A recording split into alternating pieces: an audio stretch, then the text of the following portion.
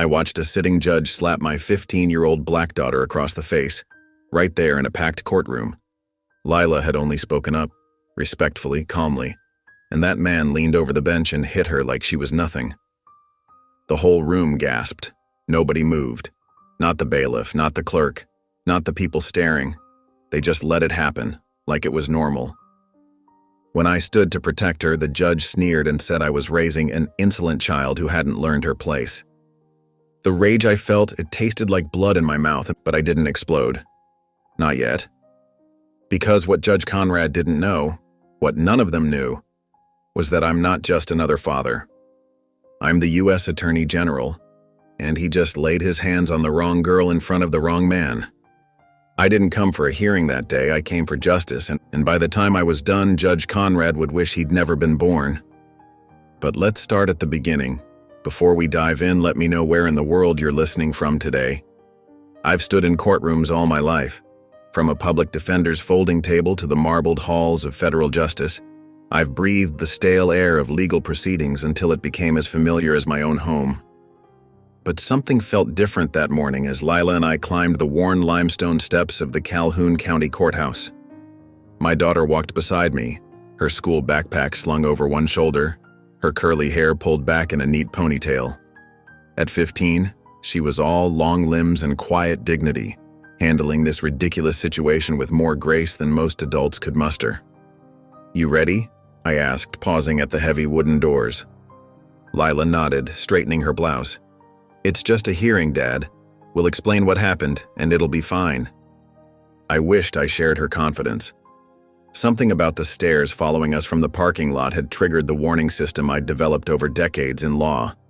The suspension was trivial, a misunderstanding over a classroom debate that had escalated when a teacher took offense to Lila questioning historical facts in their outdated textbook. Nothing that should require the county judge's attention. Yet here we were. Inside, the courthouse smelled of lemon polish and ancient paper. The main corridor's high ceilings amplified every footstep as locals fell silent, tracking our progress. I felt the weight of their stares, some curious, others hostile, pressing against my skin. "Third door on the right," the clerk muttered when I asked for directions, barely looking up from her computer. The courtroom itself was smaller than I expected, with dark wood paneling and threadbare carpet that had seen better decades. About 20 people sat scattered among the benches, all turning to watch us enter. None of them smiled. "Sit here," I told Lila, guiding her to the front row. I squeezed her shoulder gently. "Remember what we discussed. Just answer truthfully and respectfully." "I know, Dad," she whispered back. "I've watched you work since I was little." That brought a brief smile to my face. My daughter, who'd fallen asleep to legal briefs as bedtime stories and grown up watching me battle injustice from the highest office in American law enforcement. She knew the system better than most attorneys. What neither of us knew was Judge Conrad. "All rise." The bailiff's voice cracked through the room like a whip. He entered from a side door, a heavy-set man in his late 60s with thinning white hair and skin like uncooked dough. His black robe hung loosely from broad shoulders, and his mouth was set in a permanent frown beneath cold blue eyes. The Confederate pin on his lapel caught the fluorescent light, a deliberate statement I couldn't miss. My stomach tightened. 25 years in law had taught me to read people quickly, and everything about Judge Conrad screamed danger. "Be seated," he growled, lowering himself into his chair with a grunt. He shuffled papers, deliberately slow, before looking up. His gaze passed over me dismissively before landing on Lila. Something changed in his expression, a tightening around the eyes, a subtle shift that sent alarm bells ringing through my head. "Case number 47B, disciplinary hearing for Lila Washington," the clerk announced. Judge Conrad leaned forward. "So you're the troublemaker questioning our teacher's authority." Before I could intervene, Lila spoke up. "Your Honor, I respectfully disagree with that characterization. I simply asked about historical—" The change was instant. Conrad's face flushed crimson, veins bulging at his temples. "You will speak when spoken to, young lady," he bellowed. Lila blinked, startled but composed. "I apologize, Your Honor, but I was answering your direct question." What happened next seemed to unfold in slow motion. Conrad rose from his seat, leaning over the bench. His arms swung out, a blur of black robe and pale flesh, connecting with Lila's cheek with a crack that echoed through the stunned courtroom.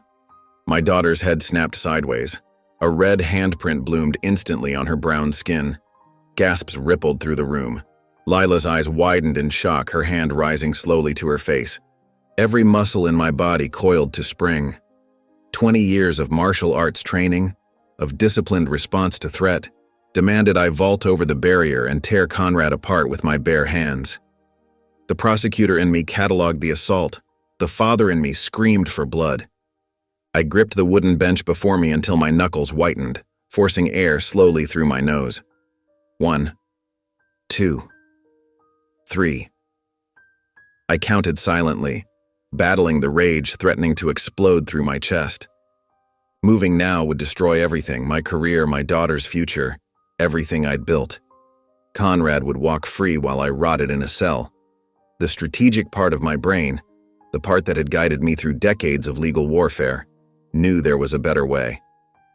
Your Honor, I managed, my voice unnaturally calm, I believe you've just committed assault on a minor in front of 24 witnesses. Conrad's eyes narrowed, his jowls quivering with contempt. I believe I've disciplined an insolent child who hasn't learned her place, something her father clearly failed to teach her. My gaze shifted to the bailiff, catching the smirk playing at the corners of his mouth. Then to the clerk, who suddenly found her paperwork fascinating. To the spectators, who looked anywhere but at us. No one moved to help, no one objected. This wasn't an anomaly.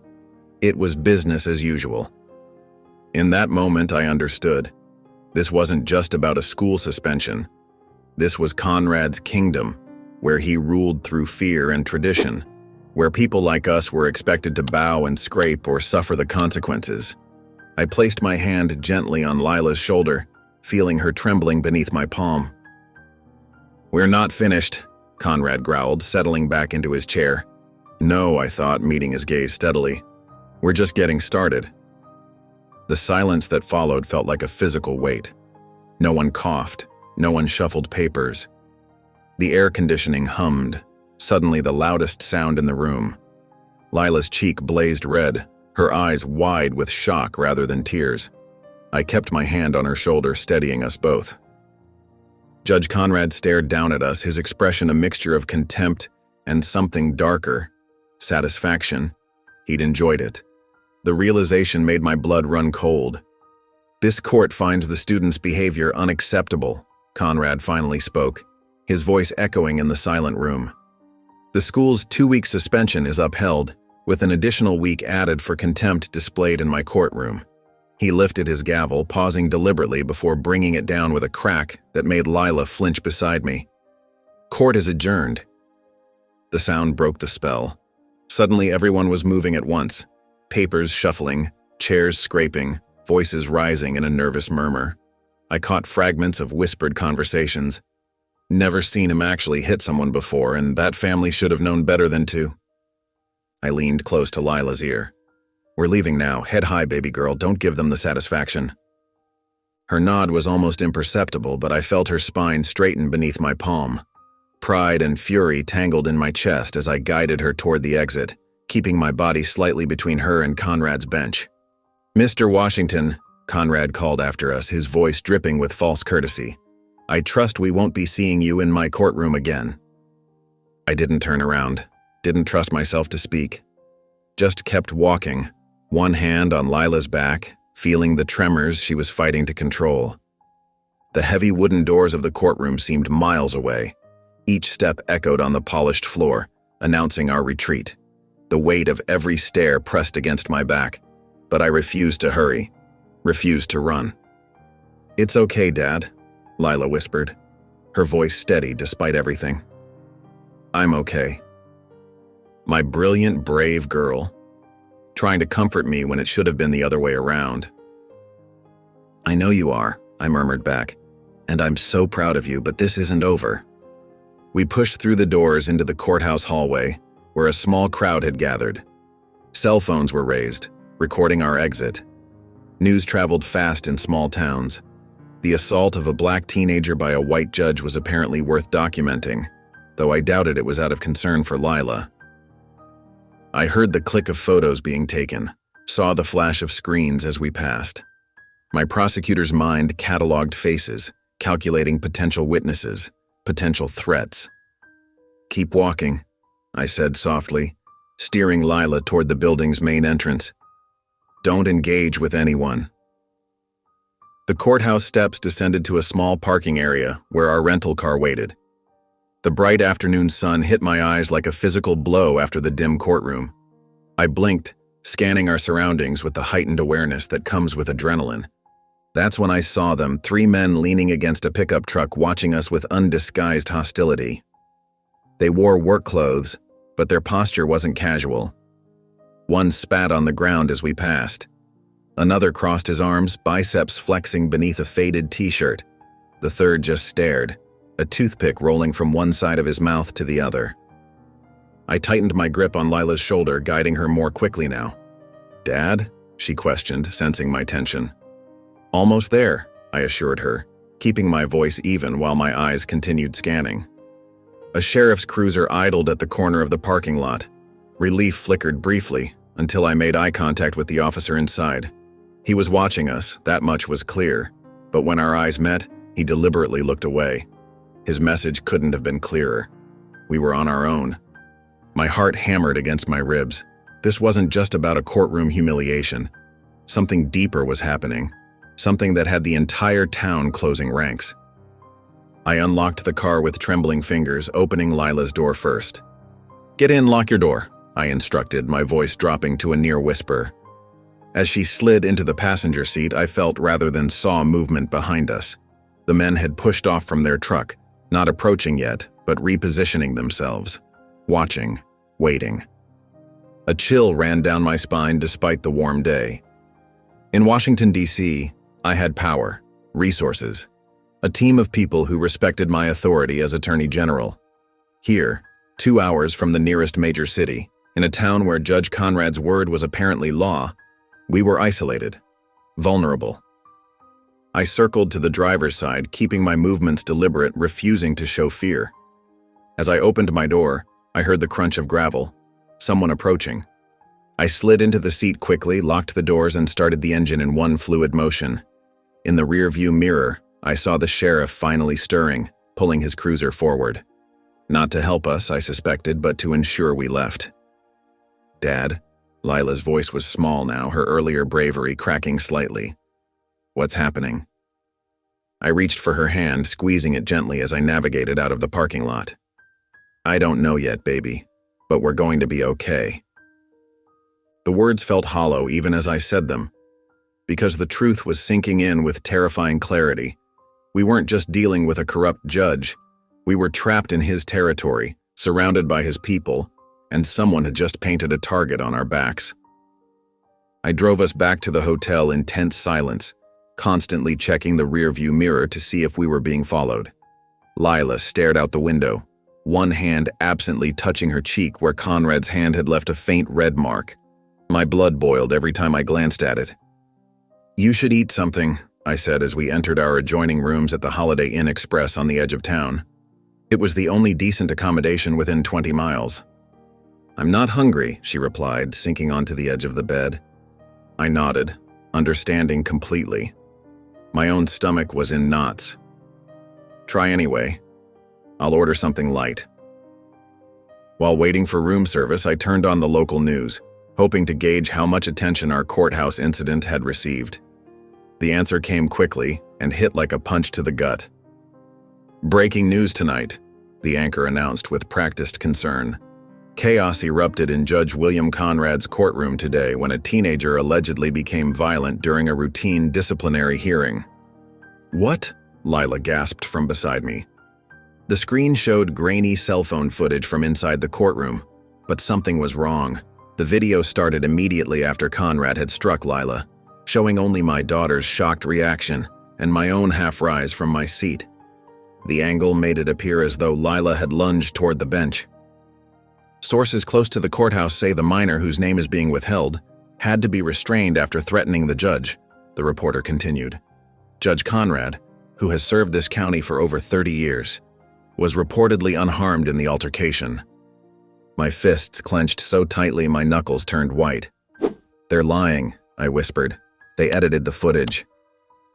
The broadcast continued with an interview of a courthouse regular who claimed to have witnessed the whole thing. "That girl was out of control," the elderly white woman stated firmly. "Judge Conrad was just defending himself. You know how these out-of-towners can be when they don't get their way." Lila's face had gone pale. "Dad, they're making it sound like I know, baby." I grabbed the remote and muted the television. "Don't worry, we have the truth on our side." But even as I said it, I felt a cold knot of dread forming in my stomach. This wasn't just a misunderstanding. This was coordinated. The edited footage, the immediate witness interviews. Conrad was mobilizing the entire town against us. "What are we going to do?" Lila's voice trembled, the brave front she'd maintained all day finally cracking. I sat beside her, wrapping my arm around her shoulders. "First thing tomorrow, we're calling Ellen Ramirez at the Washington Post. She owes me a favor, and this kind of small-town corruption is exactly what she specializes in." Lila leaned against me, her body shaking slightly. "Why is this happening?" All I did was ask a question. I wished I had a simple answer.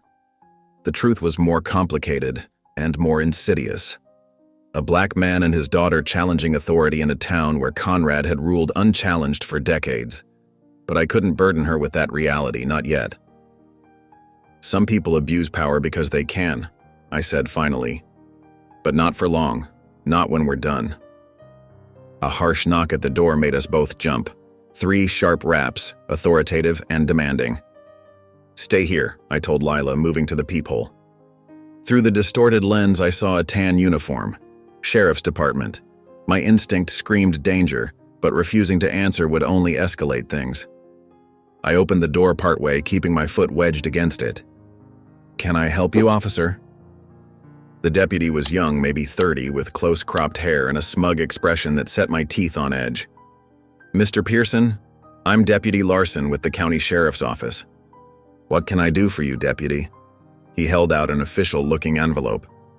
"I'm here to serve you with these papers."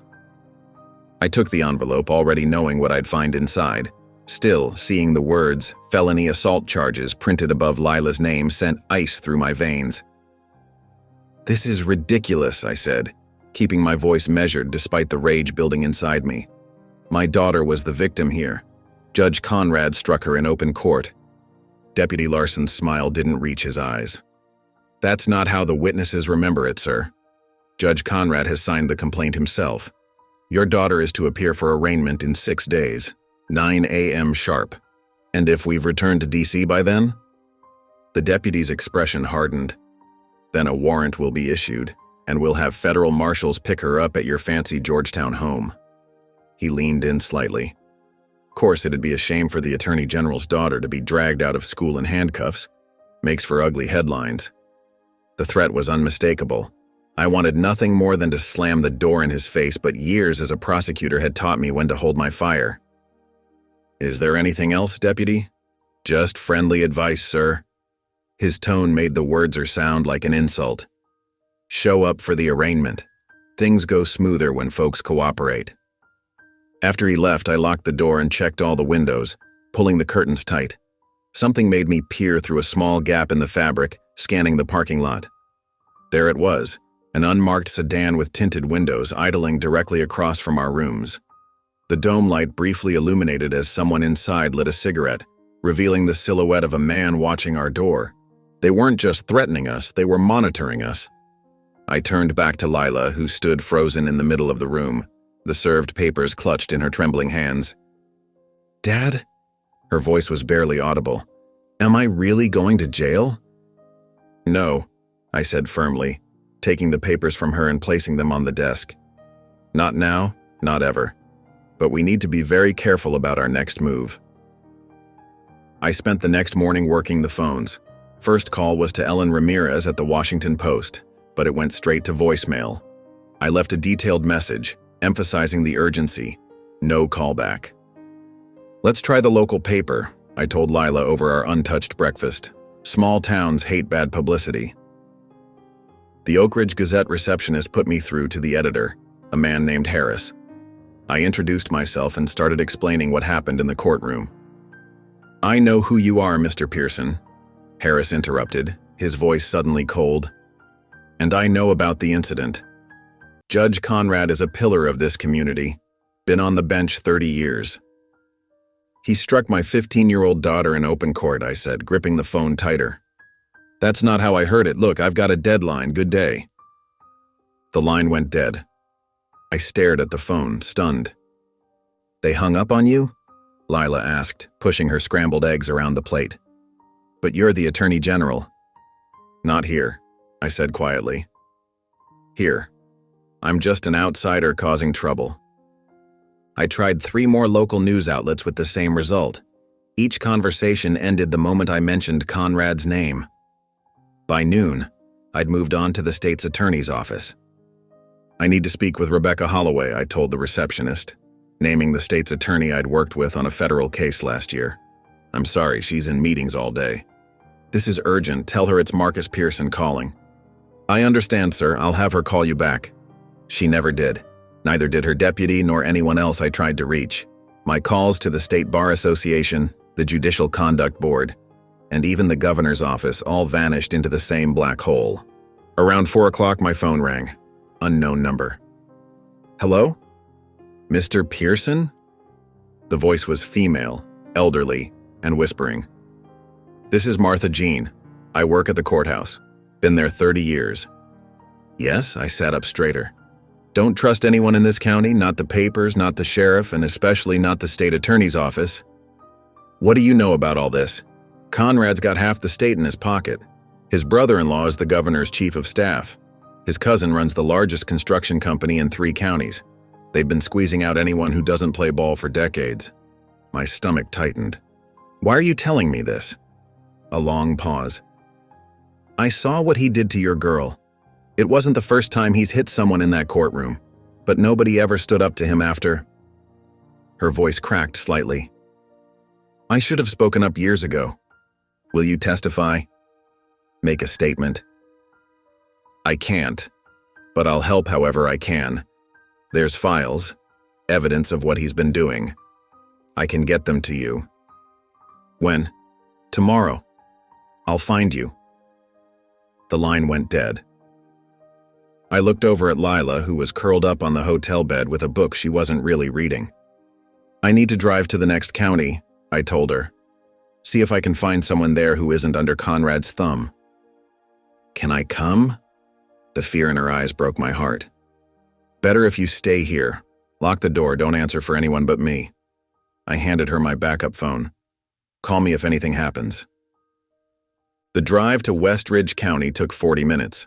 I spent 3 hours there, moving from the sheriff's office to the courthouse to the local paper. Each time I'd start making progress, then watch as whoever I was speaking with would get a call or a text. Their demeanor would change instantly.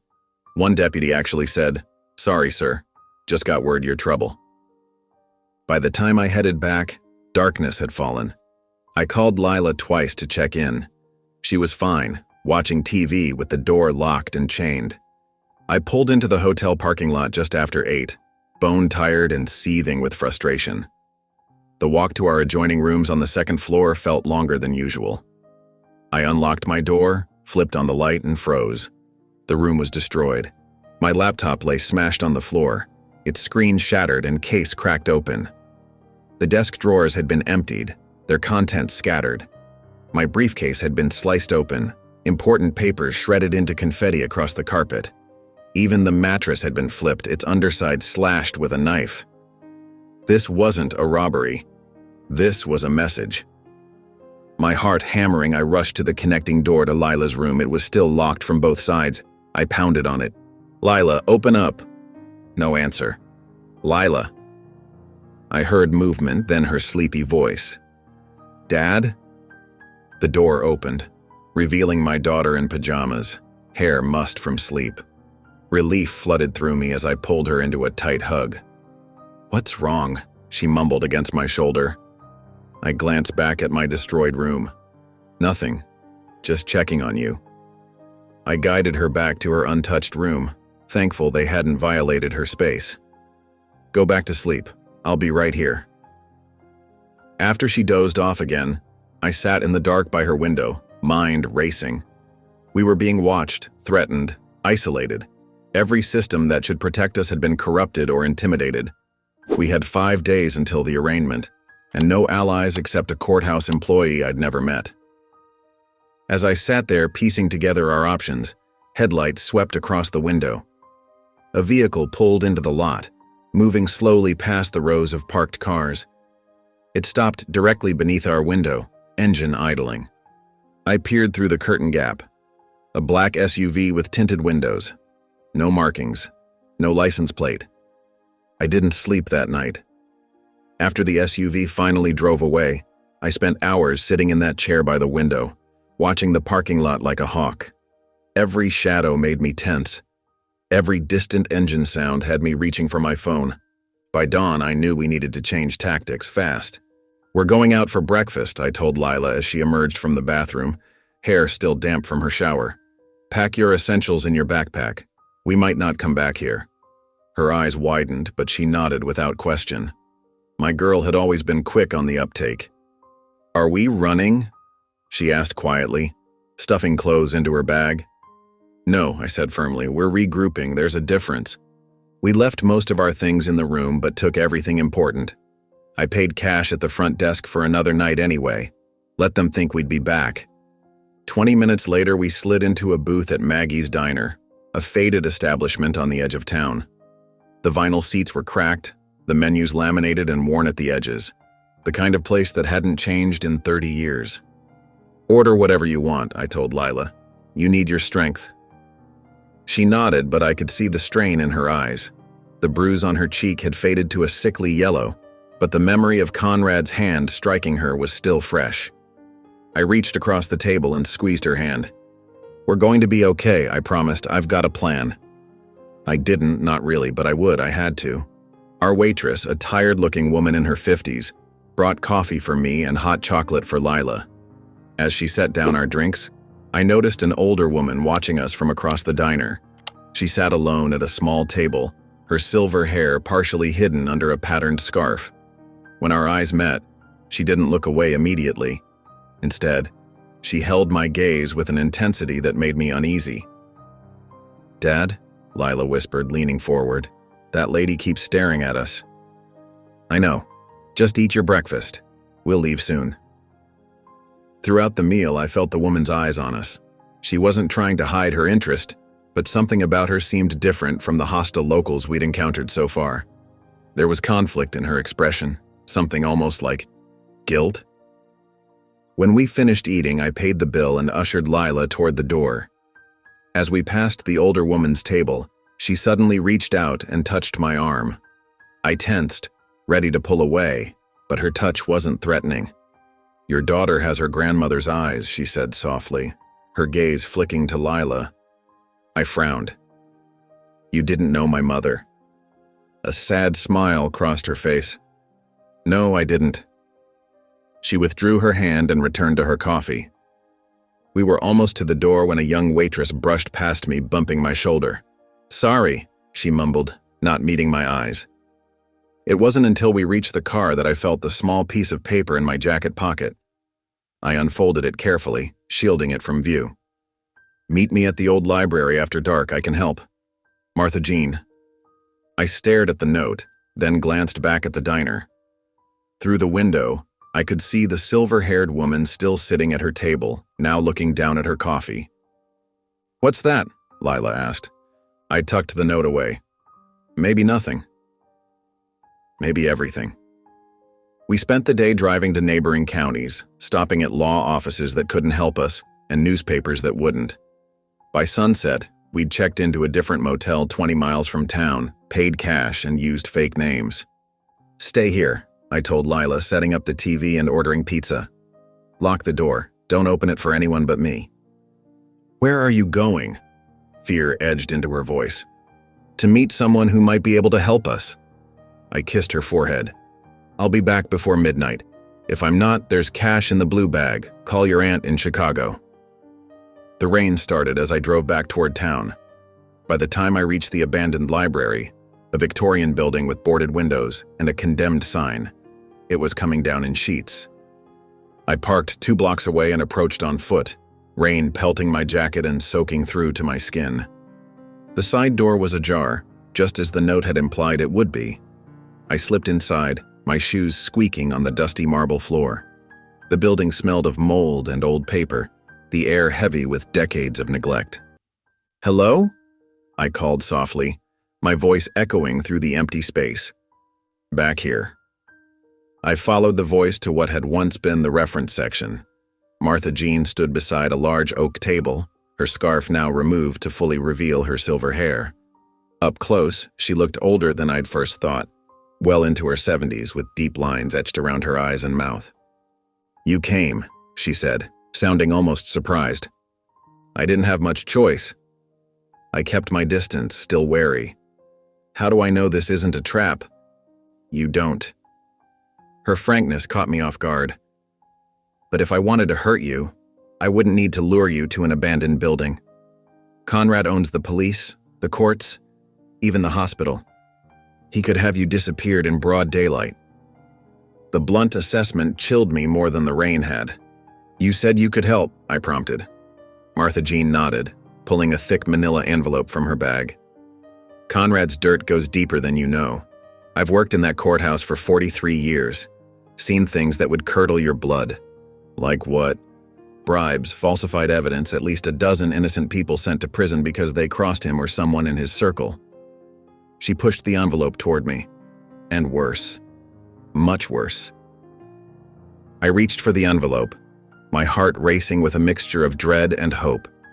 This could be exactly what we needed. Concrete evidence of Conrad's corruption.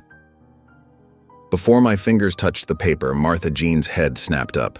Her eyes widened in alarm. "Someone's here," she whispered. I heard it then. Footsteps echoing down the hallway, heavy and deliberate, not trying to hide their approach. "Go!" Martha Jean hissed, shoving a bundle of yellowed papers into my hands. "Back exit. Now." I hesitated for a split second. "What about you?" "I've lived here all my life. They won't suspect me." Her eyes flashed with decades of pent-up defiance. "Now move." The footsteps grew louder, accompanied by the beam of flashlights dancing against the far wall. I stuffed the papers inside my jacket and crouched low, making my way toward the side door. My heart hammered against my ribs as I eased it open, praying the hinges wouldn't creak. A voice echoed through the library. "Who's in here?" "This is private property." I slipped through the door into the pouring rain, pulling it shut behind me with agonizing slowness. The darkness outside swallowed me as I pressed my back against the brick wall, listening. Through the door, I could make out Martha Jean's voice pitched high with fake surprise. "Lord have mercy, you scared me half to death just looking for my old reading glasses. I think I left them when they closed this place down." I didn't wait to hear more. Keeping low, I sprinted through the rain, away from the streetlights, my shoes splashing through puddles. I cut through an overgrown lot, doubled back through an alley, and circled around to where I'd parked. My clothes were soaked through, but adrenaline kept me from feeling the cold. I drove exactly at the speed limit all the way back to the cabin we'd rented, checking my rearview mirror obsessively. No headlights followed me down the winding country roads. The papers inside my jacket felt like they were burning a hole through to my skin. Lila opened the door before I could even knock. "Dad, you're drenched." "I'm fine." I locked the door behind me, drew the curtains, and peeled off my wet jacket. "Get me some towels, will you?" While she fetched them, I carefully extracted the bundle of papers, now damp at the edges but mostly intact. I laid them on the kitchen table, my hands trembling slightly. This could be nothing, or it could be everything. "What is all that?" Lila asked, returning with towels. She draped one around my shoulders. "Evidence, I hope." I started spreading the papers out. Martha Jean came through. "The lady from the diner?" Lila pulled up a chair beside me. "You think we can trust her?" Someone was definitely following me, and she covered for me. I ran a hand through my wet hair. For now, she's all we've got. The papers were a mismatched collection, photocopies of court documents, handwritten notes on legal pad paper, even photographs. As we sorted through them, a pattern emerged. Cases where evidence had mysteriously disappeared. Trials where key witnesses suddenly changed their testimony. Bank statements showing large deposits to an offshore account immediately after controversial verdicts. And at the center of it all, Judge Conrad. "Look at this," Lila said, holding up a photograph. It showed Conrad standing next to a much younger man at what looked like a hunting lodge. They were shaking hands, both smiling. "Isn't that the governor?" I took the photo, studying it closely. Yes, dated 15 years ago. I flipped it over. On the back, in faded ink, "C gets appellate appointment. Deal sealed." What does that mean? It means Conrad didn't rise to power by merit. I set the photo down and picked up a handwritten note that appeared to be from Martha Jean herself. He bought and bullied his way up, with powerful friends covering his tracks.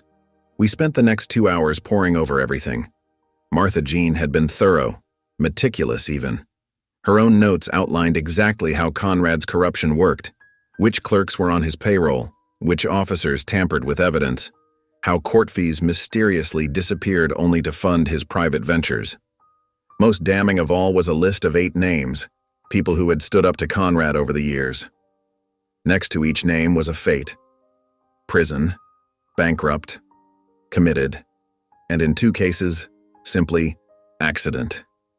"Jesus," I whispered. Martha Jean had paper-clipped a note to the front of the bundle. I read it aloud. "This must be timed perfectly. Conrad has friends at every level. Go too early and they'll discredit you. Wait too long and they'll destroy you. You have 1 shot." She'd outlined the steps. Gather additional corroboration from 2 former clerks she named, both had moved away years ago. Prepare the evidence for maximum impact, and time the release to coincide with the State Judicial Review Committee's quarterly meeting, 4 days from now. "Dad?" Lila's voice pulled me from my thoughts. She was holding one of the photographs, her fingers trembling slightly.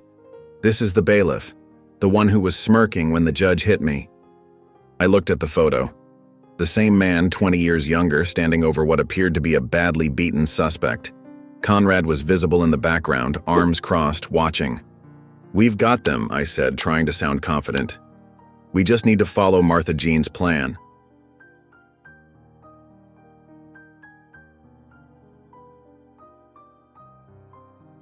I started drafting our next steps on a notepad, mapping out how we'd reach the former clerks, which journalists to contact, how to protect ourselves in the meantime.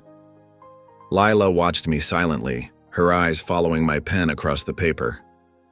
"Dad," she said finally, her voice small, "what if they come for me first?" My pen froze mid-word. I looked up at my daughter, my brave, beautiful girl whose only crime had been standing up for herself. Her voice cracked as she continued. "The arraignment is in 3 days. That's before the Judicial Committee meets. What if they lock me up before we can expose them?" My blood ran cold as the reality of our situation crystallized. We weren't just fighting for justice anymore. We were racing against time to save my daughter from becoming another name on Conrad's list of victims. Morning arrived with an eerie calm. The cabin windows glowed pale amber as sunlight filtered through the surrounding pines. I hadn't slept, not really. Just dozed in fits between checking our exits and reviewing Martha Jean's documents. "Lila?" I called softly, patting down the hallway to her room. She was curled on her side, one hand tucked under her cheek. For a moment, she looked like she was 8 again, when her biggest worry was mastering multiplication tables. My chest tightened. How had we ended up here? Hunted, cornered, with her future hanging by a thread. I gently closed her door and returned to the kitchen table, spread with our evidence and my hastily scribbled plans. The strategy was taking shape. We'd package everything into an encrypted file drop, timed to hit 3 national news outlets simultaneously. I'd included a personal statement detailing what happened in the courtroom, along with Martha Jean's evidence of Conrad's corruption. The timing was crucial. 2 days before Lila's arraignment, enough time for the story to break wide open, but not so early that Conrad's allies could spin a counter-narrative. Every 20 minutes or so, I'd get up and check on Lila again.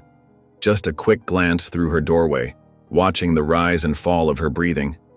Each time, relief would wash over me, followed immediately by a fresh wave of anxiety. Around 9, she emerged from her room, hair tousled, eyes still heavy with sleep. "Morning," she mumbled, heading straight for the coffee I'd brewed. "Sleep okay?"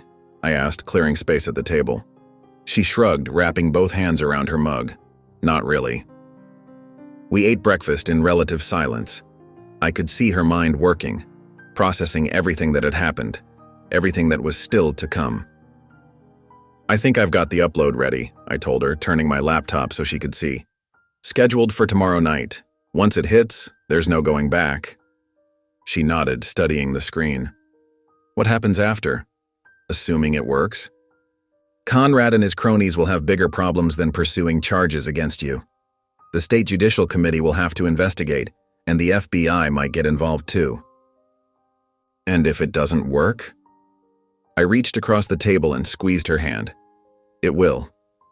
But if something goes wrong, I've got contingency plans." She didn't look convinced, but she squeezed back. The rest of the morning, I fine-tuned our digital package. Each piece of evidence was meticulously labeled, cross-referenced, and arranged for maximum impact. I'd included contact information from Martha Jean's 2 former clerk sources, though I hadn't been able to reach them yet. Lila paced the cabin, occasionally peering out windows, jumping at small noises. Around noon, her phone buzzed. She glanced at the screen. "It's Ava," she said, referring to her best friend back home. "I should probably talk to her. She's been texting nonstop." I nodded. "Just be careful what you say." "I know, Dad." She rolled her eyes, the familiar teenage gesture almost comforting in its normalcy. She stepped onto the small porch, closing the door behind her. I heard the murmur of her voice as she walked around the side of the cabin. I returned to my work, double-checking the encryption on our file drop. 5 minutes passed, then 10.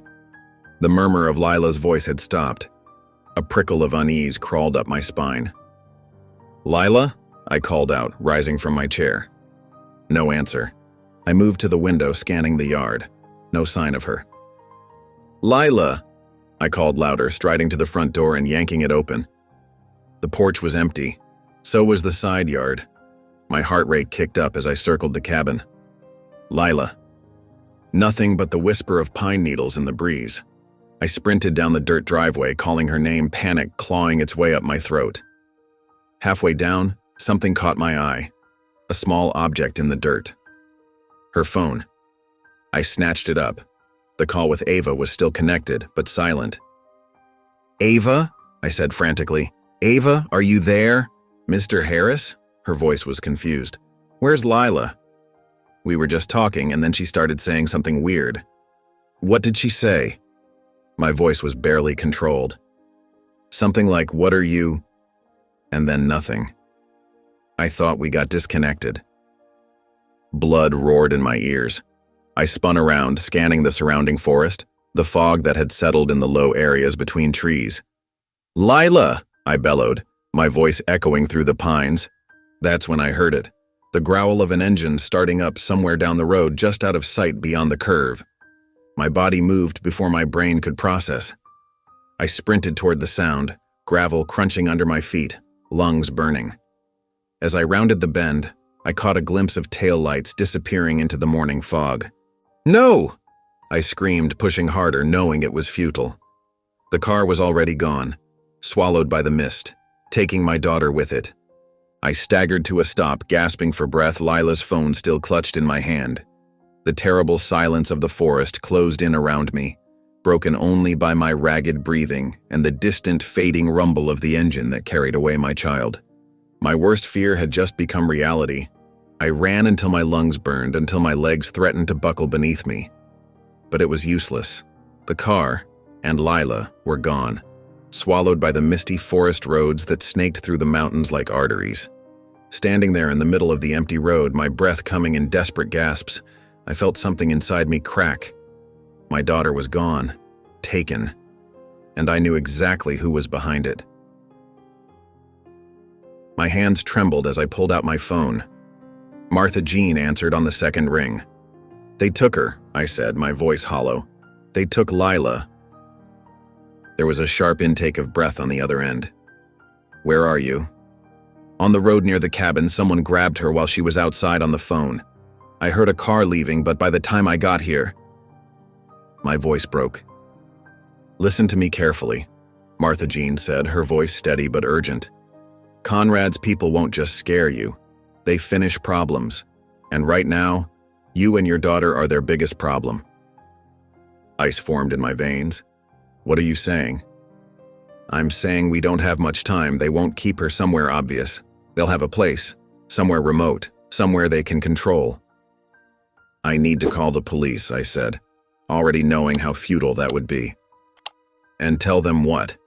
That the most powerful man in the county kidnapped your daughter? The same man who controls the sheriff's department?" Her voice softened. "We're on our own here." The reality of our situation crashed down on me. I'd wasted precious days trying to work within a system that was rotten to its core. I'd been cautious, methodical, when I should have been getting Lila out of this god-forsaken place the moment Conrad put his hands on her. "This is my fault," I whispered, self-loathing washing over me. "I should have..." "Stop it," Martha Jean cut in sharply. "Guilt won't help her now. Come back to the cabin. Look for anything they might have left behind. Any clue.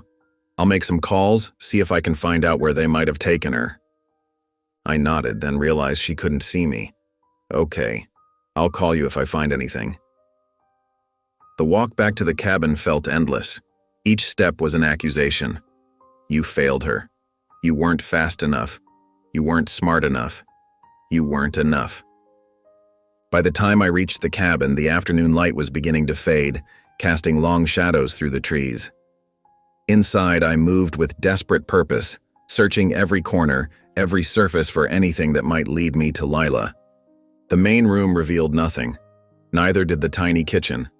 I moved to Lila's bedroom, where her few belongings were scattered. A sweatshirt tossed over a chair, her notebook on the nightstand, her backpack leaning against the wall. I went through everything methodically, fighting against the panic that threatened to overwhelm me. Nothing in her backpack. Nothing in her notebook but school notes and doodles. Nothing under the pillows or blankets. As daylight continued to bleed away, I dropped to my knees and looked under the bed. A thin layer of dust covered the wooden floorboards, except for a rectangular clean spot where something had recently been moved. I reached my arm into the darkness, feeling blindly until my fingers brushed against a scrap of paper wedged between the bed frame and the floor. I pulled it out and squinted at it in the fading light. It was a hand-drawn map, the paper worn and creased. Crude lines depicted what looked like forest roads, with a red X marked near what appeared to be a lake or pond. Next to the X, someone had scrawled Dobbins Lodge in cramped handwriting. My heart pounded. This wasn't Lila's handwriting. Someone else had drawn this. Someone who knew the area. Had Martha Jean slipped it to her? Or had Lila found it somewhere else? It didn't matter. What mattered was that this might lead me to my daughter. I studied the map intently, committing every line, every landmark to memory. Then I folded it carefully and slipped it into my pocket. I grabbed my jacket, checked that my phone was charged, and headed for the door. As I stepped outside, the last rays of sunlight were disappearing behind the mountains. The forest was growing dark, the shadows deepening between the trees. A rational part of my brain knew I should wait until morning. That wandering unfamiliar mountain roads at night was dangerous. But rationality had no place in my mind anymore. Not when Lila was out there, scared and alone. Not when every minute that passed might be bringing her closer to harm. I got into my car and started the engine, resolve hardening in my chest like concrete. The man who had hurt my daughter once had taken her again. But this time I wouldn't hesitate. This time I wouldn't play by the rules. This time I would do whatever it took to get her back. As I pulled onto the road, Martha Jean's warning echoed in my mind. Conrad's people won't just scare you, they finish problems. What she didn't understand was that I wasn't the problem anymore. I was the solution. Night wrapped around me like a shroud as I pushed the rental car hard along the mountain roads. The headlights cut weak yellow paths through the darkness, barely illuminating the crumbling asphalt that twisted and turned without warning. My knuckles were white on the steering wheel. My jaw clenched so tight my teeth ached. I glanced at my phone again. No service mocked me from the screen, and the GPS app had frozen 15 minutes ago on a blank stretch of digital nowhere. The map I'd found under Lila's bed was etched in my mind, but translating those crude lines to these winding roads in pitch darkness was like trying to read Braille with gloves on. "Hold on, baby," I whispered into the empty car. "I'm coming." The rental car, a tired Nissan with balding tires and suspicious noises coming from somewhere under the hood, protested as I pushed it around another hairpin turn. A pothole sent me lurching against the seatbelt, my head nearly hitting the roof. Come on," I muttered, squinting through the windshield. The forest pressed in close on both sides, trees reaching over the road like grasping fingers. Every shadow looked like a person. Every rustle in the underbrush sent my heart rate spiking. I'd been driving for nearly 2 hours, the roads getting narrower and rougher with each passing mile. Doubt gnawed at me. What if I was reading the map wrong? What if Dobbins Lodge was just some random name that meant nothing? What if Lila wasn't there at all? I couldn't think like that. I had to believe this was the right path, the only path. The car jolted over another rut and I winced as something scraped along the undercarriage. The engine made a whining sound that couldn't possibly be good. If this car broke down out here, in the middle of nowhere with no cell service, I pushed the thought away and focused on the road ahead. 20 minutes later, the trees suddenly parted and the road forked. No signs, no markers. Just two equally dark, equally uninviting paths disappearing into the forest. I slowed to a stop, the headlights illuminating nothing but more trees. Right or left? I closed my eyes for a moment, visualizing the hand-drawn map. There had been a fork in the road just before the X marking Dobbins Lodge. The right path had curved around what looked like a small lake or pond. I opened my eyes and turned right. The road immediately deteriorated, more dirt than asphalt now. The rental car bounced and shuddered over exposed roots and rocks. I slowed to a crawl, leaning forward as if those few extra inches would help me see better through the darkness, and then suddenly my headlights swept across something, a wooden sign half-rotted and leaning at a precarious angle. I braked hard, the car sliding slightly on the loose dirt. Throwing it into park, I grabbed my phone and used its flashlight to illuminate the sign. Dobbins Lodge, private property. My breath caught in my throat. This was it. This was the place. I killed the engine and sat in sudden, complete darkness. The silence was absolute. No distant traffic, no hum of civilization. Just the occasional creak of cooling metal from the car and the soft whisper of wind through the trees. I took stock of what I had. A phone with no service, a small flashlight, and the clothes on my back. No weapon, no backup. Just a father looking for his daughter in a place where people finished problems. It would have to be enough. I stepped out of the car, wincing at the sound of the door closing behind me. Even that small noise seemed deafening in the stillness of the forest.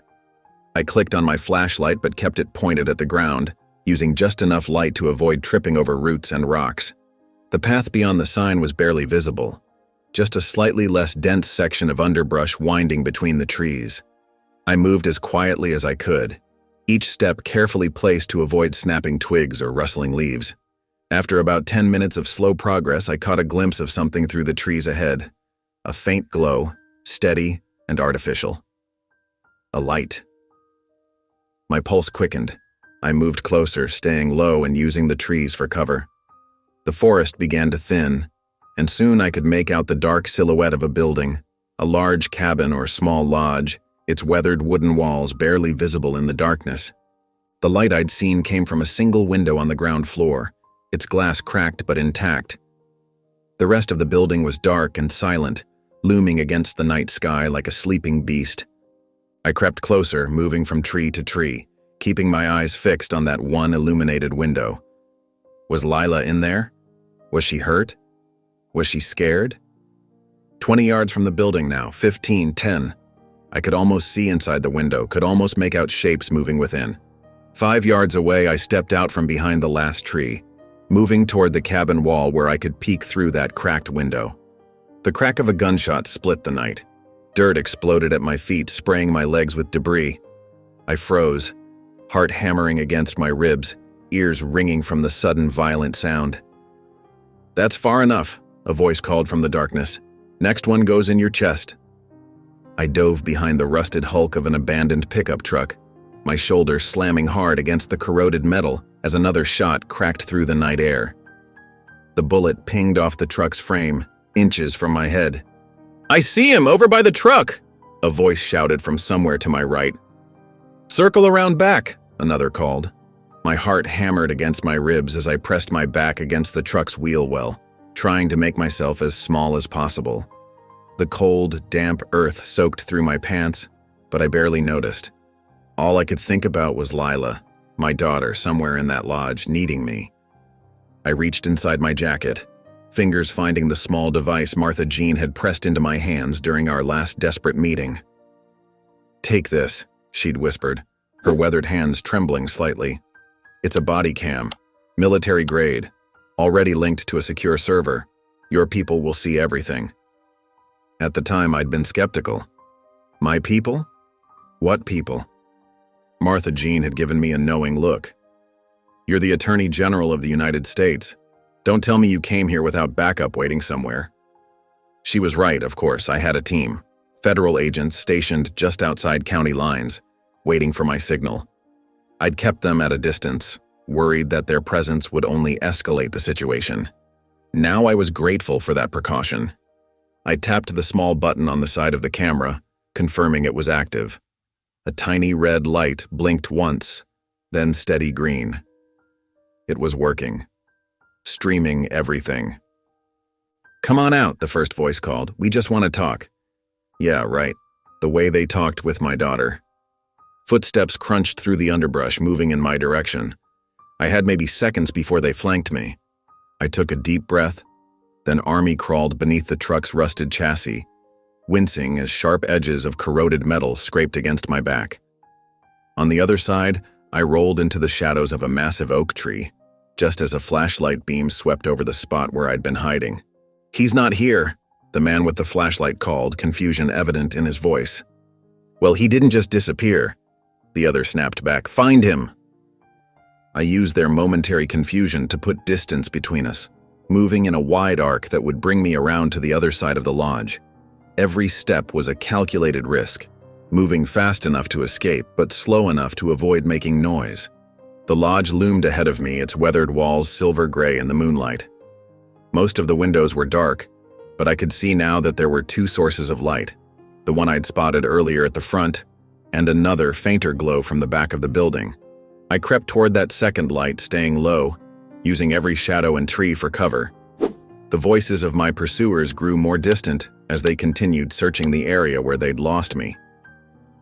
As I neared the back of the lodge, I could see that the window emitting the faint light was mostly boarded up, with just a narrow gap between two planks. I approached cautiously, my shoes silent on the damp earth, and pressed my eye to the gap. What I saw made my blood run cold. Lila sat in the center of what appeared to be a kitchen, tied to a wooden chair. Her head hung forward, dark curls obscuring her face, but I could see her shoulders moving with each breath. Alive. She was alive. Relief flooded through me, immediately followed by white-hot rage. Her wrists were bound to the chair arms with what looked like zip ties, cutting into her skin. She was struggling weakly, trying to free herself. A man in a sheriff's uniform paced back and forth in front of her, talking on a cell phone. I couldn't hear what he was saying, but his agitated gestures told me enough. This wasn't a simple kidnapping. This was a desperate situation spiraling out of control. I shifted slightly, trying to get a better angle to see if there were others in the room. The body cam pressed against my chest, capturing everything. Good. Let them all see what was happening here. Let them see what Judge Conrad and his cronies were capable of. My foot slipped on the wet ground, sending a small cascade of pebbles against the lodge's foundation. The noise was tiny, barely audible to me, but the sheriff inside immediately spun toward the window, his hand dropping to the gun at his hip. I froze, barely breathing, pressed flat against the wall beside the window. One wrong move now could get us both killed. If they spotted me, if they panicked. I closed my eyes briefly, forcing myself to think. The body cam was working. My team would be seeing this in real time. They would know exactly where we were, what was happening. Help would be coming, but would it arrive in time? The sheriff moved toward the window and I held my breath, willing him to turn away, to dismiss the sound as nothing more than the wind or a forest animal. Through the gap in the boards, I could see Lila again. She had raised her head, and even in the dim light, I could see the bruise darkening her cheek where Conrad had struck her. Her eyes were red-rimmed but alert, scanning the room as if searching for an opportunity. "That's my girl," I thought fiercely. "Don't give up." The sheriff moved away from the window, back to where Lila sat bound and helpless. I exhaled slowly, my heartbeat thundering in my ears. I needed to get closer, to hear what was happening inside. With extreme caution, I crept along the wall until I found a partially open window near the back door, its frame warped with age. "Getting complicated," the sheriff was saying as I positioned myself beneath the window. "Conrad wants this wrapped up tonight." Another voice responded, deeper, rougher. "We should have just grabbed her and done it right away. All this waiting around is stupid." "Orders are orders," the sheriff replied. "Besides, we need to make sure her daddy gets the message. Can't have him digging into the judge's business anymore." I adjusted my position, the body cam capturing every word. There were at least 3 of them inside. The sheriff, the rough-voiced man, and a third who laughed suddenly, the sound making my skin crawl. "You know what's funny?" the third man said. "How easy it is to make a suicide look real. Troubled teen, new town, bullied at school, daddy too busy with his fancy job to notice." My vision went red around the edges. I dug my fingernails into my palms until the pain brought me back. Stay focused. For Lila. "We'll leave the note in her handwriting," the sheriff continued. "Plant some evidence of depression on her phone. By the time they find her body in the ravine, it'll be too late for anyone to question it. And her daddy will be too broken to keep digging," the rough voice added. "2 birds, 1 stone." They laughed together, the sound casual, as if they were discussing a football game rather than murdering my daughter. I wanted to burst through the door right then, to tear them apart with my bare hands. But I forced myself to breathe, to think. The body cam was recording everything. This was evidence. Irrefutable proof of conspiracy to commit murder. I needed to make sure it was transmitted, secured. "What if he calls in federal help?" one of them asked, suddenly serious. "He won't have time," the sheriff replied confidently. "Besides, Conrad's got friends in high places. By the time anyone important starts asking questions, we'll have cleaned up and moved on." I heard Lila make a small, frightened sound. One of the men laughed again. "Looks like Sleeping Beauty's waking up again. Want me to give her another dose?" "Nah," the sheriff said. "We need her coherent enough to write that note. Just keep her quiet." I'd heard enough. My team was standing by, waiting for my signal. I pulled out my phone, keeping it shielded against my body to hide the glow of the screen. With trembling fingers, I typed the single word we'd agreed upon. G.O. I pressed send and braced myself. For 3 heartbeats, nothing happened. Then the world exploded into light and sound. Powerful floodlights snapped on from all directions, bathing the clearing in harsh white light. The darkness that had hidden me vanished in an instant. Through the window, I heard shouts of confusion, chairs scraping against the floor. "Federal agents, drop your weapons!" The command boomed through megaphones echoing through the trees. Black-clad figures emerged from the forest, moving with practiced precision, weapons raised. My team had arrived, and they'd brought serious backup. Inside the lodge, chaos erupted. I heard the sheriff cursing, the crash of furniture being overturned. "It's a setup," someone shouted. "Get out the back." I moved away from the window, positioning myself beside the back door. If they tried to flee this way, they'd have to come through me. The door burst open and the sheriff emerged, gun drawn. He spotted me immediately, his eyes widening in shock. "You," he began, raising his weapon. Before he could finish, 2 agents tackled him from behind. His gun skittered across the ground as they forced him face down, securing his wrists with zip ties. I pushed past them into the lodge, my only thought now on Lila. The main room was in chaos, agents pouring in through doors and windows, shouting commands. One of the kidnappers had surrendered, kneeling with his hands behind his head. The third, the one with the rough voice, was backing toward Lila, his face contorted with rage. "Stay back," he shouted, pulling a hunting knife from his belt. "Stay back or she dies." He lunged toward Lila, the knife glinting in the harsh light. I didn't think. I moved. All the rage, all the fear that I'd been holding back exploded into action. I crossed the room in 3 strides and threw myself between the knife and my daughter. The man's eyes widened in surprise as I blocked his path. He slashed wildly with the knife, but his movements were clumsy, panicked. I caught his wrist mid-swing, twisting until I heard something snap. The knife clattered to the floor as he howled in pain.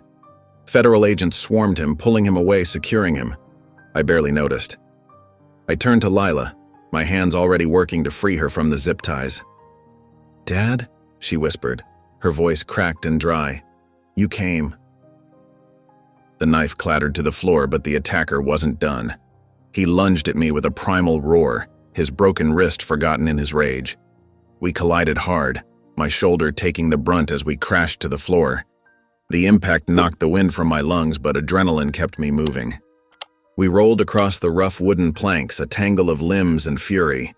His elbow caught my jaw, sending stars exploding across my vision. I tasted copper as blood filled my mouth. This wasn't a fight with rules or restraint. This was raw survival. "You're dead," he snarled, spittle flying from his lips as he tried to wrap his hands around my throat. "Conrad's gonna make sure you never—" I slammed my forehead into his nose. The crunch was sickening but satisfying. He howled, momentarily stunned. I used the opening to flip him, driving my knee into his sternum.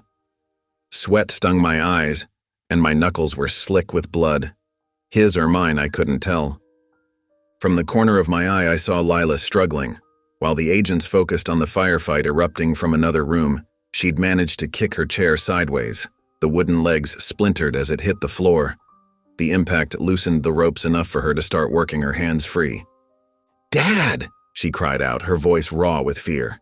The sound of her voice gave me renewed strength.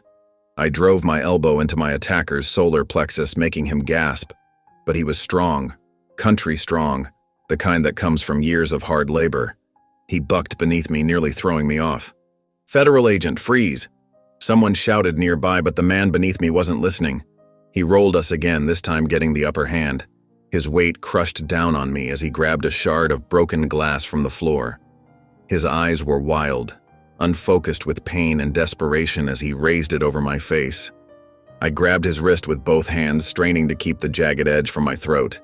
My arms trembled with the effort. He was going to win this. I could feel my strength failing.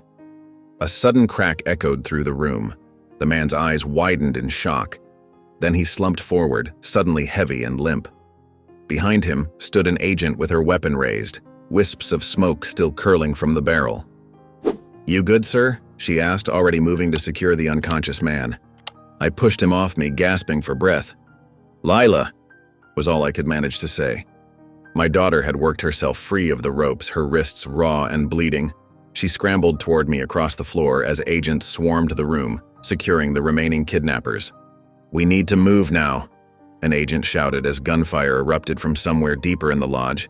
"The place isn't secure." I didn't need to be told twice. I staggered to my feet, ignoring the screaming pain in my ribs, and pulled Lila up. Together we half ran, half stumbled toward the door, following the agent who had saved my life. Outside was chaos, flashing lights, shouting voices, the thump-thump of a helicopter somewhere overhead. The night air hit my sweat-soaked skin like ice water, making me shiver violently. We made it about 20 yards from the building before my legs gave out. I collapsed onto the damp earth, pulling Lila down with me. She fell against my chest, her entire body shaking with sobs. "I've got you," I whispered into her hair, holding her so tight it probably hurt. "I've got you now." Her fingers clutched at my shirt. I thought they were going to—" "Shh," I said, rocking her gently. "It's over. You're safe." But even as I said the words, movement near one of the federal SUVs caught my eye. 2 agents were escorting a handcuffed man toward the vehicle. Even in the harsh, uneven light of the emergency vehicles, I recognized that arrogant posture immediately. Judge Conrad. He wasn't dressed for the woods. His expensive suit looked bizarrely out of place among the tactical gear and camo. Blood trickled from a cut above his eye, but otherwise he looked unharmed. Unlike the other captives who hung their heads or struggled, Conrad walked with his chin high, his back straight. As they guided him toward the waiting vehicle, he turned his head. Our eyes met across the clearing. I expected rage. I expected hatred. What I saw was worse, a smirk of absolute confidence. Even in handcuffs, being led away by federal agents with mountains of evidence against him, the man believed he was untouchable. He held my gaze for a long moment, that smirk never wavering. Then he mouthed something I couldn't quite make out before the agents pushed his head down and guided him into the back of the SUV. "Dad?" Lila's voice pulled me back. She'd followed my gaze, seen Conrad too. "Is it really over?" I tightened my arms around her, watching as the SUV's doors slammed shut. Conrad might be in custody, but that look told me everything I needed to know. He had connections. He had power. He believed this was merely a temporary inconvenience. "The worst part is over," I told her, choosing my words carefully. "You're safe now, but we still have work to do." The lights from the emergency vehicles painted the forest in surreal flashes of red and blue. Agents moved with purpose all around us, securing the scene, gathering evidence. I knew what would come next: statements, depositions, hearings. The battle was shifting from physical to legal, from the darkness of these woods to the fluorescent lights of courtrooms. But looking at Conrad's confident smirk, I knew one thing for certain: this wasn't over yet. I watched Lila's chest rise and fall in the dim light of the safe house bedroom. The doctor had given her something to help her sleep, but even drugged, her face twitched with nightmares. Dark bruises bloomed across her cheekbone where one of Conrad's men had struck her. Her wrists were bandaged where the ropes had cut into her skin. I pulled the blanket higher over her shoulders and quietly closed the door, leaving it open just a crack so I could hear if she called out. "How is she?" Agent Ramirez asked as I entered the main room of the safe house, a converted farmhouse about 2 hours outside county lines. "Sleeping," I said, rubbing my eyes. "Finally." The room had transformed into a makeshift command center. Laptops covered the dining table, screens glowing in the pre-dawn darkness. 3 federal agents hunched over documents, sorting evidence into neat piles. The coffee pot in the kitchen had been running non-stop for hours. "We've got a lot to go through," Ramirez said, gesturing to the chair beside her. "Your body cam footage alone is gold. We've got them on kidnapping, assault, conspiracy." "And Conrad?" I asked, lowering myself into the chair. Every muscle in my body screamed in protest. I couldn't remember the last time I'd slept. "That's where it gets interesting." She slid a folder toward me. "The evidence from your daughter's initial courtroom incident, combined with Martha Jean's documentation, gives us a pattern of judicial misconduct going back decades." I flipped through the pages, scanning quickly. Falsified court records, missing evidence, suspicious deaths of witnesses. The corruption was breathtaking in its scope and audacity. "He's operated like this for years," I said, my voice hollow with disbelief. "How did nobody stop him?" "Small town. Big influence." Ramirez shrugged. "Plus, he's got connections all the way up to the governor's office." A knock at the door made us all tense. 2 agents immediately reached for their weapons. "It's Martha Jean," called a voice from outside. "I've got more." Ramirez nodded to an agent who checked through the peephole before opening the door. Martha Jean stepped inside, clutching a battered cardboard box to her chest. Rain dripped from her silver hair, plastering it to her scalp. "I had to wait until they were distracted with the raid," she explained, setting the box on the table. "These were hidden in the courthouse basement. Records Conrad thought he'd destroyed years ago." I helped her unpack the contents: yellowed folders, old ledgers, even a few microfiche reels. "This goes back to when Conrad first became judge," Martha Jean said, her voice shaking slightly. "Proof of bribes, evidence tampering, witness intimidation. I kept copies of everything I could."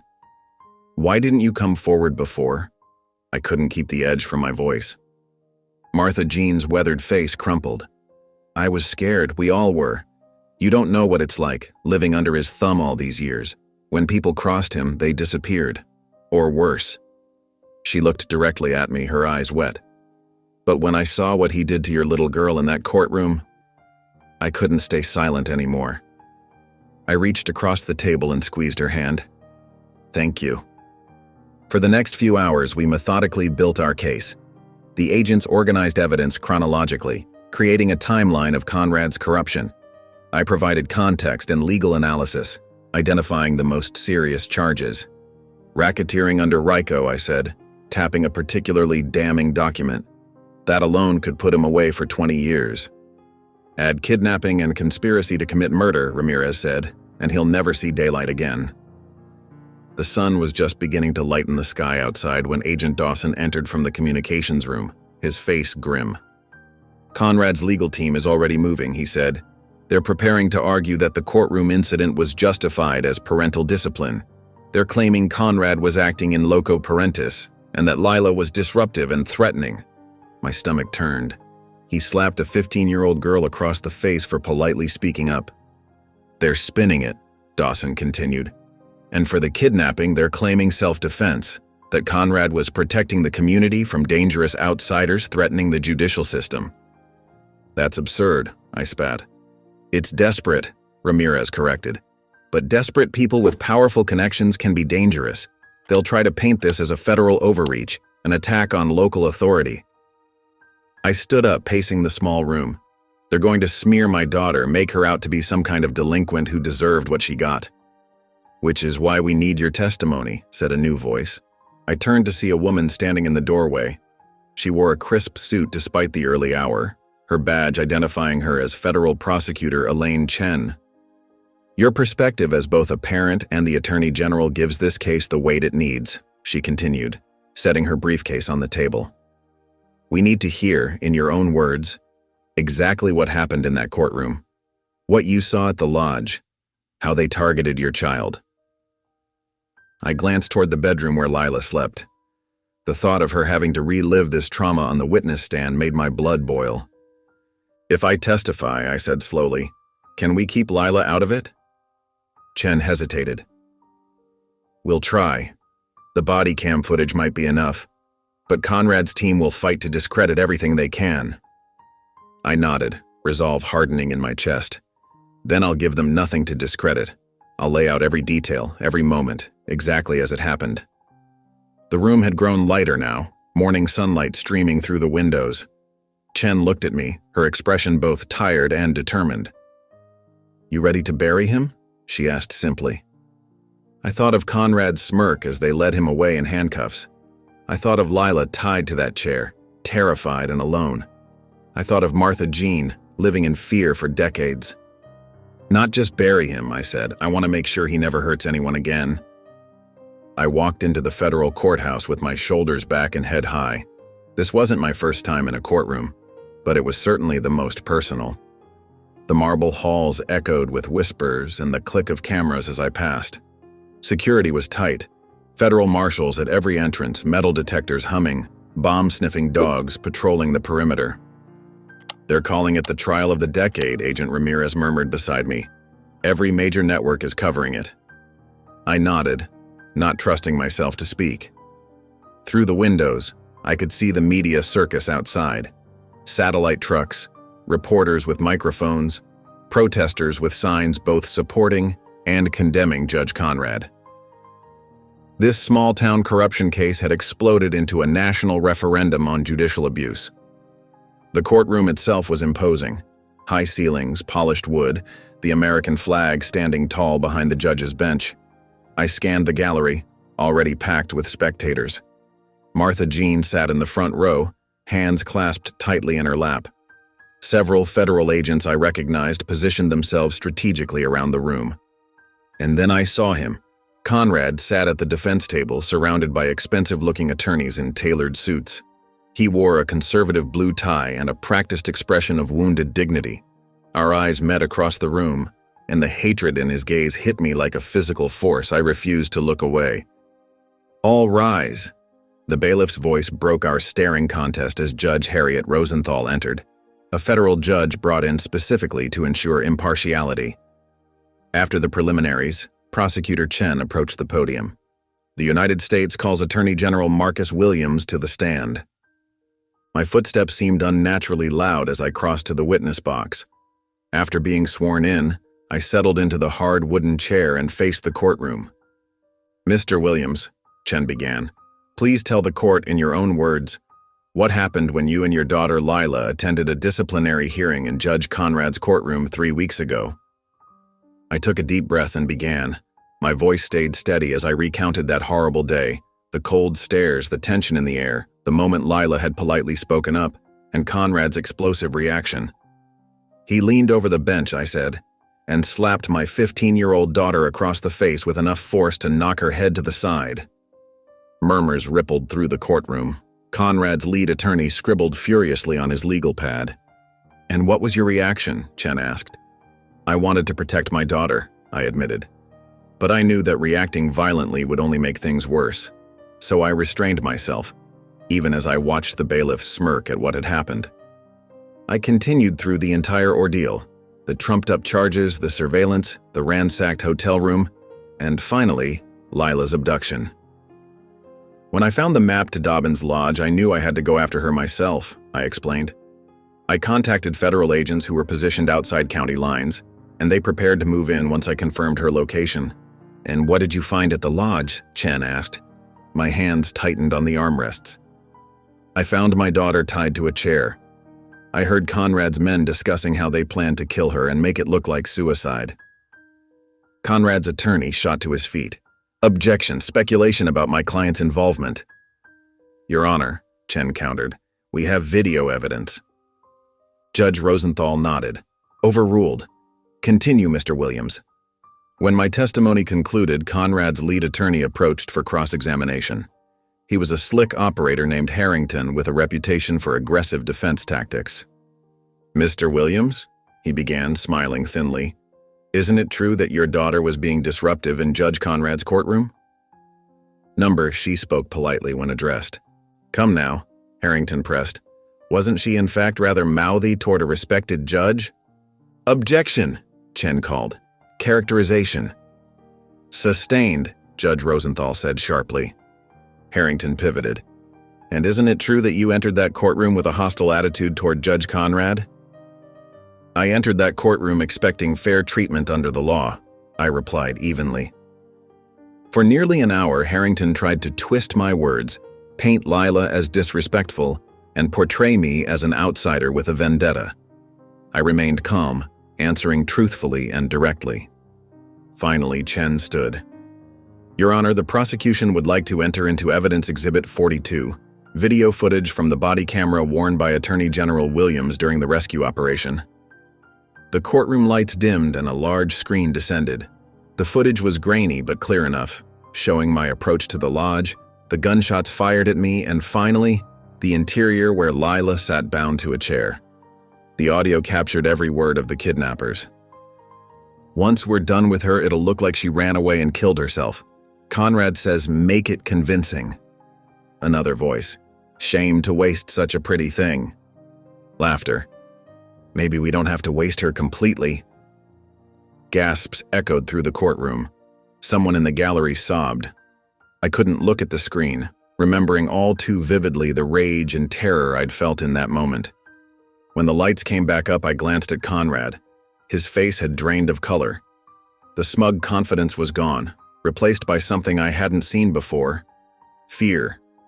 Real fear. His attorneys huddled around him, whispering urgently. Judge Rosenthal called for a 15-minute recess. As I stepped down from the witness stand, I caught Martha Jean's eye. She gave me a small, fierce nod. I walked past Conrad's table on my way out. He wouldn't look at me now, staring instead at his trembling hands. The man who had terrorized an entire community for decades suddenly seemed small, diminished. Justice was coming and he knew it. I returned to my seat beside Lila as the prosecution called their next witness. Martha Jean walked to the stand, her spine straight despite her years. She'd worked as Conrad's court clerk for over 2 decades before being forced into early retirement. As she raised her right hand to swear in, I noticed how badly her fingers trembled. "Ms. Calloway," Chen began, "how long did you work in Judge Conrad's courtroom?" 23 years, 4 months, and 16 days, she replied, and I counted every one of them toward the end. What followed was testimony so damning it seemed to physically press Conrad deeper into his chair. Martha Jean described systematic evidence tampering, witnesses threatened, and court fees that mysteriously disappeared. She'd kept meticulous records, hiding copies in her home even after being pushed out. "I knew someday someone would need to know the truth," she explained, her voice growing stronger. "I just prayed I'd live long enough to see it." During cross-examination, Conrad's attorney tried to paint her as a disgruntled ex-employee with a vendetta. Martha Jean fixed him with a stare that could have frozen fire. "Young man," she said, "I watched that man destroy lives for over 2 decades. My grudge isn't personal, it's moral." The courtroom fell silent. Even the judge seemed moved. Day 3 brought Timothy Gaines, a former defendant who'd spent 8 years in prison after Conrad railroaded him on fabricated drug charges. His real crime? Dating Conrad's niece against the judge's wishes. "He told me right before sentencing," Timothy testified, voice cracking, "that I should have known my place." By day 4, the dam broke completely. People lined up outside the courthouse to testify. Families who'd lost homes in suspicious foreclosures that benefited Conrad's real estate partners. A former bailiff who admitted to planting evidence. 3 women who'd been coerced into sexual favors to get charges against family members dropped. Each testimony built upon the last, creating a devastating portrait of corruption that had infected every corner of the county. The sheriff, now himself in custody, had been Conrad's enforcer, making problems disappear for a cut of the profits. The district attorney had buried complaints. Even certain state officials had looked the other way in exchange for political support. I watched Conrad throughout it all. His initial swagger had vanished completely. Now he hunched forward, eyes darting between witnesses and the jury. Several times, he tried to pass notes to his attorneys, who increasingly ignored him. On day 6, the prosecution called their final witness, Lila. I squeezed her hand before she stood. "You can do this," I whispered. She nodded once, her face set with determination that made my heart swell with pride. On the stand, Lila recounted the original hearing, her voice steady despite the subject matter. "I only said, 'Your Honor, may I explain what happened?' That's when he hit me." Chen guided her gently through the subsequent events, the false charges, the surveillance, the kidnapping. When asked about her time at the lodge, Lila's composure wavered only once. "They talked about me like I wasn't even human," she said quietly. "Like hurting me was just a job." Conrad couldn't look at her. For the first time, I wondered if some small part of him felt shame. The defense's closing arguments were desperate, grasping at procedural technicalities and attempting to shift blame to rogue elements, acting without Conrad's knowledge. Nobody was buying it. Chen's closing was masterful in its simplicity.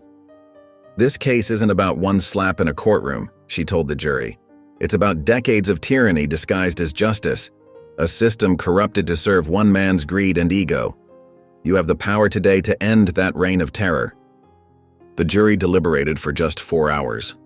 When we returned to the courtroom for the verdict, the tension was unbearable. Lila's hand found mine, squeezing so tightly it hurt. I welcomed the pain. It meant we were here, together, alive. The jury foreman stood, paper trembling slightly in his hands. "On the count of assault against a minor, we find the defendant guilty." My breath caught. "On the count of kidnapping, guilty." Lila's grip tightened.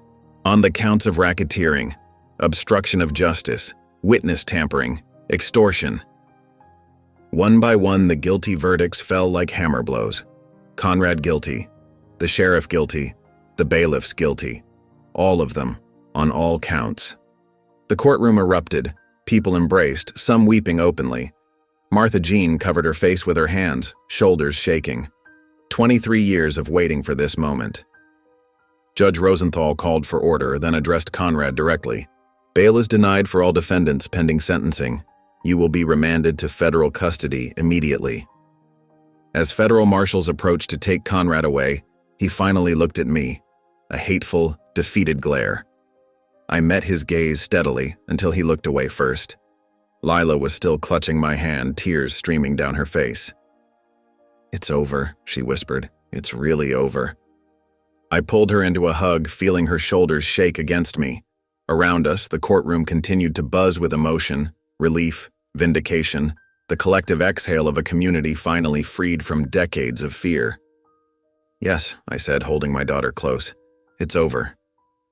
Sentencing day arrived 3 weeks later with a bitter cold that seemed fitting for the occasion. The wind sliced across the courthouse steps like a razor, making the flags snap violently overhead.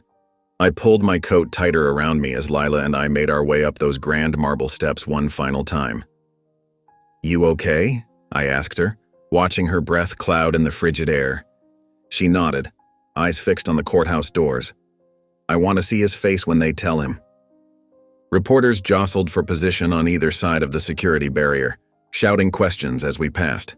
The case had become national news, the corrupt judge who terrorized a town for decades finally facing justice. Camera flashes popped like lightning around us. "Attorney General, how does it feel to be back in your home state under these circumstances?" "Lila, do you have anything to say to Judge Conrad today?" I kept my arm around Lila's shoulders, guiding her through the chaos. We'd agreed to save our statements for after the sentencing. This moment wasn't about sound bites for the evening news. Inside, the courtroom was already packed to capacity. Martha Jean had saved us seats in the front row. Her eyes were bright with anticipation as she squeezed my hand. "Never thought I'd live to see this day," she whispered. I nodded, scanning the room. Many of the faces had become familiar over the past weeks. Victims who'd testified, families seeking closure, reporters who'd followed the case from the beginning. The atmosphere crackled with tension and expectation. When they brought Conrad in, I barely recognized him. Gone was the arrogant tyrant who'd strutted through this courtroom for decades. The man shuffling in handcuffs between two marshals looked shrunken, his skin ashen, his shoulders hunched in the orange jumpsuit that hung loose on his frame. Prison hadn't been kind to him, even in these few short weeks. His eyes darted around the courtroom, perhaps searching for a friendly face, but finding none. When his gaze briefly met mine, I saw nothing of the venom that had been there during the trial, only a hollow emptiness that almost resembled fear. Judge Rosenthal entered, and we all rose. Unlike Conrad, she carried her authority with quiet dignity. I'd researched her extensively, a former civil rights attorney with 20 years on the federal bench and a reputation for fairness tempered with appropriate severity. "Be seated," she said, adjusting her glasses as she reviewed the papers before her. Conrad's attorney rose first, a young public defender who'd taken over after his expensive legal team abandoned him when his assets were frozen. "Your Honor, before sentencing, my client wishes to address the court." Judge Rosenthal nodded. "Mr. Conrad, you may speak." Conrad shuffled to the podium, chains clinking with each step. When he spoke, his voice wavered, nothing like the booming commands he'd once issued from his own bench. "Your Honor, I stand before you today as a man who has given 43 years of service to the judicial system," he began. I felt Lila stiffen beside me at his audacity. I recognized that mistakes were made. "Mistakes?" Martha Jean muttered under her breath. "But I ask the court to consider my age and failing health," Conrad continued. "At 69, with hypertension and early signs of heart disease, a lengthy sentence would effectively be a death sentence." He paused, perhaps expecting some flicker of sympathy from the packed courtroom. He received none. "I've served this community my entire career. Surely that counts for something in the eyes of justice." Judge Rosenthal's expression remained impassive as Conrad returned to his seat. The prosecutor didn't even bother to rebut his statement. The evidence had spoken volumes already. After a brief pause, Judge Rosenthal removed her glasses and looked directly at Conrad. "Mr. Conrad, I have been on this bench for 20 years, and in that time I have sentenced murderers, terrorists, and hardened criminals of every stripe. But rarely have I encountered corruption as profound and damaging as yours." Her voice carried clearly through the silent courtroom. "You were entrusted with the most sacred duty our democracy offers, the fair and impartial administration of justice. Instead, you twisted that trust into a weapon to terrorize an entire community. You used your position to enrich yourself, punish your enemies, and protect your friends. You perverted the very concept of justice itself." Conrad stared at the table in front of him, unable to meet her gaze. "Your actions have destroyed lives, Mr. Conrad. Families lost homes. Innocent people went to jail. Children grew up without parents because of your corrupt rulings. And when finally confronted with your crimes, you attempted to kidnap and potentially murder a 15-year-old girl, rather than face the consequences of your actions. Judge Rosenthal paused, allowing her words to hang in the air. You speak of your service. What service? Your career was not service, it was a reign of terror. She picked up her gavel. It is the sentence of this court that you, Harrison James Conrad, be remanded to the custody of the Federal Bureau of Prisons for a term of life imprisonment without the possibility of parole. Additionally, all assets determined to be proceeds of your criminal enterprise are hereby forfeited to the federal government, to be distributed as restitution to your victims. The gavel came down with a crack that echoed through the courtroom. For a moment there was stunned silence, then the room erupted in cheers and applause. People embraced, some weeping openly. Martha Jean gripped my arm, tears streaming down her weathered face. I watched as the marshals approached Conrad. His shoulders slumped completely as the reality of his sentence sank in. Life. No parole, no comfortable retirement, just concrete walls and steel bars until death finally claimed him. As they led him away in chains, Conrad's eyes swept the courtroom one last time. The once untouchable tyrant shuffled toward the door, each step taking him further from power and closer to obscurity. His legacy was shattered forever, his name now synonymous with corruption rather than authority. Lila leaned against me, her body finally relaxing. It's really over, she whispered. I nodded, watching Conrad disappear through the door. Justice served. The aftermath of Conrad's sentencing wasn't the clean break I'd hoped for. The media circus intensified, with reporters camping outside our safe house, shouting questions whenever we emerged. Federal agents remained with us around the clock, a constant reminder that Conrad's network might have extended further than we knew. How much longer do we need to stay here? Lila asked one evening, her voice small as she pushed pasta around her plate. I wished I had a better answer. Just until they're certain all the loose ends are tied up, sweetheart. The truth was, I didn't fully trust that every corrupt official had been caught. Conrad's tentacles had reached into every corner of that county, the sheriff's department, the prosecutor's office, even state-level connections. The feds were still unraveling it all. My phone buzzed constantly. Publishers offering six-figure book deals, TV producers wanting exclusive interviews, talk shows, podcasts, documentary filmmakers, all clamoring for the inside story of how I took down a corrupt judge. The offers were tempting, especially financially. The legal battle had drained our savings, and rebuilding would take resources. One morning, a particularly persistent producer from a major network cornered me outside the safe house. Mr. Attorney General, the public deserves to hear your story, she insisted, thrusting her business card into my hand. We're talking primetime special, full hour, 7 figures easily. I looked at the card, then back at her eager face. And my daughter? What about her privacy? We could work around that, she said quickly. Or include her if she's comfortable. Teenage girls love being on TV, right? This could make her famous. I thought about Lila's nightmares, how she still flinched at sudden movements, how therapy was teaching her to breathe through panic attacks. No, I said firmly, handing back the card. Not interested. The producer's smile faltered. You're making a mistake. This story has everything. Corruption, danger, a father's love. People need to hear it. I stepped closer, lowering my voice. What my daughter needs is to heal, in private. That matters more than what people need to hear. I walked away as she called after me. At least think about it. This opportunity won't last forever. But I already knew what mattered. I'd seen Lila's face light up when her therapist suggested we consider relocating somewhere new, somewhere without memories or recognition. We could start fresh, she'd said, a spark of hope in her eyes for the first time in weeks. That evening, I declined every pending offer and started researching quiet suburbs across the country. Places with good schools, low crime rates, and most importantly, no connection to our past. I found a peaceful neighborhood in a mid-sized town 3 states away, close enough to visit Martha Jean occasionally, but far enough that no one would recognize us. The house we chose was modest but warm, a two-story colonial with a fenced backyard and mature trees providing privacy from neighbors. We moved in on a rainy Tuesday, the kind of unremarkable day that promised the ordinary life we craved. Lila's new school welcomed her without fanfare. I took a teaching position at a local university's law department, a significant step down from my previous career. But the hours were regular and the work meaningful. Slowly, we established routines. Breakfast together every morning. Therapy appointments twice weekly for Lila, once for me. Movie nights on Fridays. The nightmares didn't stop immediately.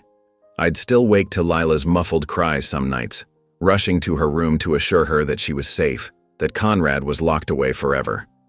But gradually, the good days began to outnumber the bad. 3 months after our move, we were unpacking the last of our boxes, things that hadn't seemed urgent when we first arrived. Lila was sorting through a box of her belongings when she suddenly went still. "Dad?" she called, her voice catching. I looked up from the bookshelf I was organizing to see her holding something small and broken. Her old cell phone, screen shattered beyond repair, case cracked where it had hit the ground when they took her. She walked over and silently placed it in my palm. The weight of it felt impossibly heavy, this small piece of technology that represented everything we'd survived. I remembered the heart-stopping moment I'd found it abandoned in the dirt, the terror that had consumed me. Lila's eyes met mine, and I saw understanding there beyond her 15 years. We didn't need words. Some wounds never fully fade, but they become part of who you are, not defining you but reminding you of your strength. I pulled her into a hug, the broken phone pressed between us. "What should we do with it?" she asked softly. I considered for a moment. "Whatever you want. We could throw it away or—" "Keep it," she finished. "Not somewhere I have to see it every day, but I don't want to pretend it never happened." I nodded, understanding completely. "How about the memory box your therapist suggested?"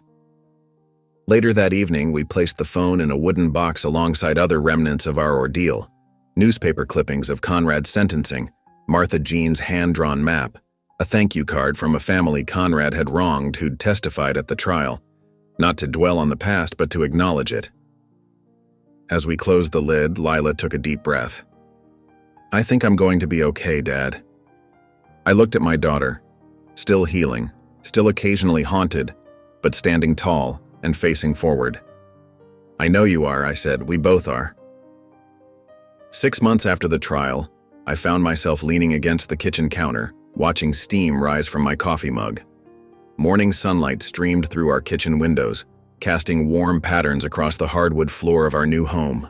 The quiet neighborhood around us was just waking up. Distant sounds of car doors closing, the occasional dog bark, a newspaper delivery van rumbling down the street.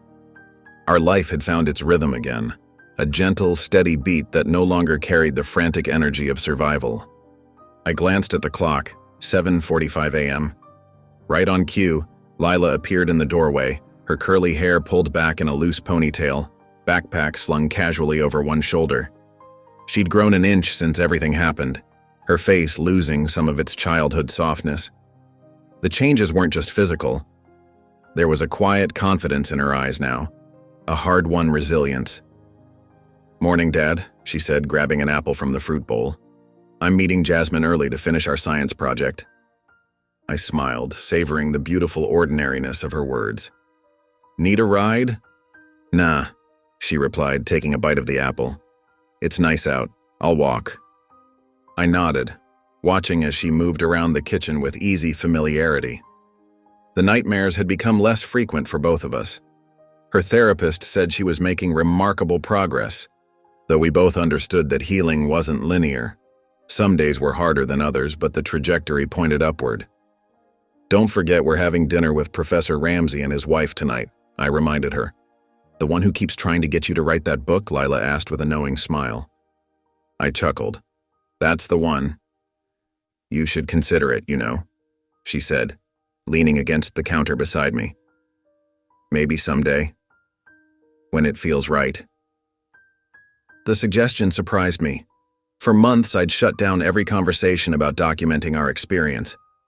But hearing Lila mention it so casually made me wonder if, perhaps someday, When enough time had passed, there might be value in sharing our story, not for fame or vindication, but as a testament to justice and healing. Maybe someday, I echoed, ruffling her hair like I used to when she was small. She ducked away with a teenage eye roll that made my heart swell with gratitude for such normal adolescent behavior. "Gotta go," she announced, adjusting her backpack. "See you tonight." I followed her to the front door, watching as she paused to check her reflection in the hallway mirror.